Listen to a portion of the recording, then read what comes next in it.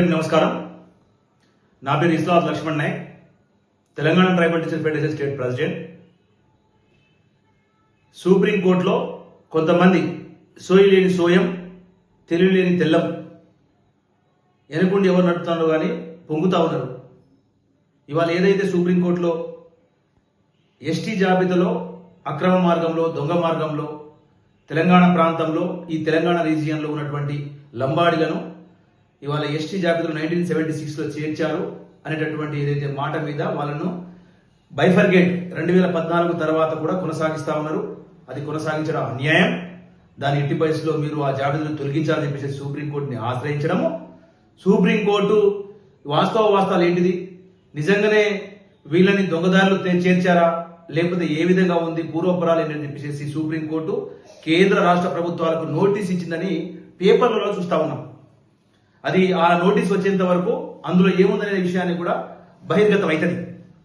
కానీ నేను అనే మాట, ఒక బంజారా బిడ్డగా, ఒక గిరిజన సమాజంలో, ఒక నిమ్న వర్గంలో, ఇవాళ మారుమూల ప్రాంతంలో పుట్టినటువంటి ఒక బిడ్డగా నేను కొన్ని అంశాలు, కొన్ని విషయాలు ఈ తెలివి లేని తెల్లానికి, సోయి లేని సోయంకి కొన్ని విషయాలు సంధించాలని చెప్పేసి కొన్ని ప్రశ్నలు సంధించాలని అనుకుంటా ఉన్నా. మీరు హిస్టరికల్గా ఇవాళ చరిత్రలో ఒక బోర్డు మీద బంజారాస్ యొక్క చరిత్రని తిరగదీయండి, తెలియకపోతే మమ్మల్ని అడగండి, మేము కూడా మీకు ఇస్తాం. ఏదో రాజకీయ లబ్ధి కోసం మీరేదో రాజకీయంగా ఇవాళ ఇంత అదృష్టం అంటే, మీరు 4.5 కోట్ల మందికి రానటువంటి అదృష్టం భగవంతుడు మీకు ఇస్తే, అది కూడా 10 సంవత్సరాల తర్వాత టీఆర్ఎస్ గవర్నమెంట్ మీద ప్రజాక్షేత్రంలో పూర్తి వ్యతిరేకత వల్ల, అది నీ హీరోయిజం వల్ల గెలవలేను. అది గుర్తుపెట్టుకోవాలి. ఫస్ట్ నువ్వు నీ హీరోయిజమో, నీ పనితనమో, నువ్వు చేసినటువంటి గొప్ప కార్యము వల్ల నువ్వు గెలవలే. నువ్వు గెలిచిన తర్వాత ఒక చట్టసభల్లో ఒక ప్రజాప్రతినిధిగా నువ్వు ఏం చేయాలి, ఏం చేయకూడదని చెప్పి స్పష్టమైనటువంటి అవగాహనతో ప్రమాణం చేసినావు ఇదే రాజ్యాంగ పుస్తకం మీద. అంత మేధావి ఒక డాక్టర్ అయినటువంటి మీరు ఇవాళ ఏం చేస్తా ఉన్నారనేది సమాజం చూస్తా ఉంది. కులాల మధ్య చిచ్చు పెట్టడం కోసం కాదు ఆ పెద్ద వచ్చింది మీకు ఆ అదృష్టం.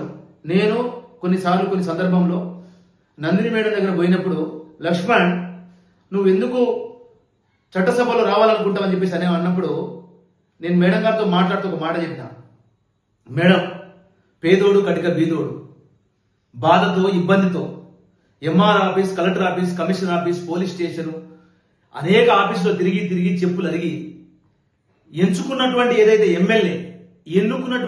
ఎమ్మెల్యే స్థాయిలో ఉన్నటువంటి నన్ను వచ్చి నా గేటు దాటి వస్తే, అదే ఎక్కడ సమస్య ఉందో అక్కడ ఫోన్ చేసి పరిష్కరిస్తే, బాధతో దుఃఖంతో వచ్చినటువంటి ఆ అభాగ్యుడు చిరునవ్వుతో తిరిగి వెళ్ళినప్పుడు ఆ కిక్కే వేరు మేడం అని చెప్పేసి అన్నప్పుడు, షబాస్, ఆ అదృష్టం రావాలంటే పెట్టి పుట్టాలి. అలాంటి ఒక గొప్ప అవకాశం, ఒక మహా అవకాశం 119 కాన్స్టిట్యున్సీల ఎంతో మంది కోట్ల రూపాయలు వెచ్చించిన రానటువంటి ఆ పదవి అది. ఆ పదవి వచ్చినటువంటి మీరు ఏం చేస్తా ఉన్నారు? మీరు భారత రాజ్యాంగంలో పొందుపరిచిన అంశాల మీద మాట్లాడాల్సింది మీరు, నిమ్న వర్గాలకి ఎస్సీ, ఎస్టీ, బీసీ, మైనారిటీ జరుగుతున్న అంశాల మీద మాట్లాడాల్సింది మీరు. ఇవాళ కులాల మధ్య చిచ్చు పెట్టేటటువంటి ప్రయత్నం గతంలో స్వయం బాబురావు చేసి బొర్లబొక్క పడింది. అది తెలియదు మీకు? ఇంకా ఏముంది నీకు? ఆల్రెడీ ఇదే తప్పుడు మాట, తప్పుడు ప్రచారం చేసి బీజేపీ గవర్నమెంట్ లోనే ఎంపిక అయినటువంటి స్వయం బాబురావే సోయి లేకుండా ఇంట్లో కూర్చున్నాడు. ఇవాళ పార్లమెంట్ లో చట్టం జరిగింది. అదే బ్రిటిష్ కాలంలో క్రిమినల్ ట్రైబ్స్ గా ఇదే బంజారా బిడ్డలు ఉన్నారు. ఎందుకు పెట్టింది తెలుసా మీకు? ఆ బ్రిటిష్ వాళ్ళకు వ్యతిరేకంగా కొట్లాడితే, అబ్బో వీళ్ళు ప్రమాదకారం, వీళ్ళు చాలా ప్రమాదకారి అని చెప్పేసి క్రిమినల్ ట్రైబ్స్. ఇవాళ నిజాం ఏదైతే సంస్థానంలో, హైదరాబాద్ సంస్థ నిజాం సంస్థానంలో కూడా అదే ట్రైబ్స్ గా మేము ఆల్రెడీ రాయబడి ఉన్నాం. ఇంకో విషయము, ఇంకో అంశము, 1950లో భారత రాజ్యాంగం అమల్లో వచ్చే నాటికి మెడ్రాస్ రాష్ట్రంలో ఏదైతే అప్పుడు ఆంధ్ర ప్రాంతం, రాయలసీమ మొత్తం ప్రాంతము ఏదైతే మెడ్రాస్ రాష్ట్రంలో ఉందో, అప్పుడు సుగాలి పేరిట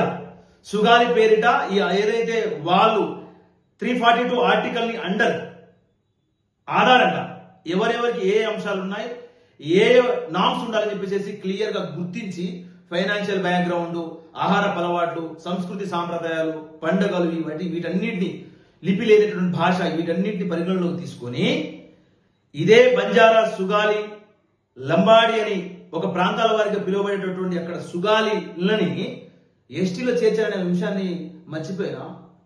సోయి లేని సోయం బాబురావు, తెలియలేని తెల్లం మర్చిపోయారా మీరు? ఇవాళ అదే అంశాన్ని ఇక్కడ గొప్ప విషయం ఏంటంటే అదే టైంలో భారత రాజ్యాంగం రాసే నాటికి ఇదే హైదరాబాద్ సంస్థానం నిజాం చేతిలో ఉన్నప్పుడు ఇక్కడ ఉన్నటువంటి కులాలు ఎలాంటివి, వీటి పేర్లు ఏంటి అనేది రివ్యూ చేసుకోవడానికి కానీ తెలుసుకోవడానికి టైం లేదు కూడా. ఇక్కడ మీకున్నటువంటి ఒక పాజిటివ్ ఎనర్జీ ఏంటంటే అక్కడ కోయా గోల్డ్ ఉండడం వల్ల అదే పదంతో ఇక్కడ పిలవడం వల్ల మీకు ఎక్కడ కూడా ప్రాబ్లం రాలేదు. కానీ అక్కడ సుగాలి అని, ఇక్కడ బంజారాస్ అని, లంబాడీస్ అని పిలువబడతారు. ఈ రెండు కూడా వీళ్ళ ఆరిజిన్ ఒకటే,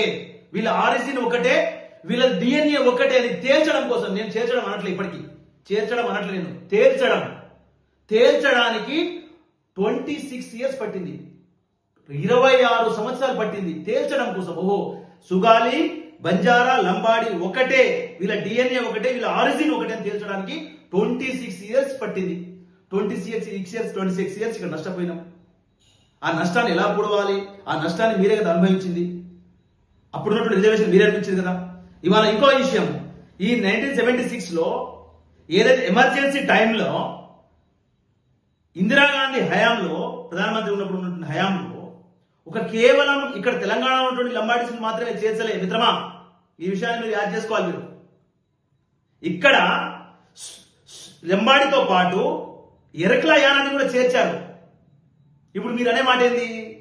ఒకవేళ మీరు మా మీద ఏదైతే నెపము, ఏదైతే నింద వేస్తా ఉన్నారో, మరి ఆ నింద కూడా వాళ్ళ మీద కూడా పడుతుంది కదా.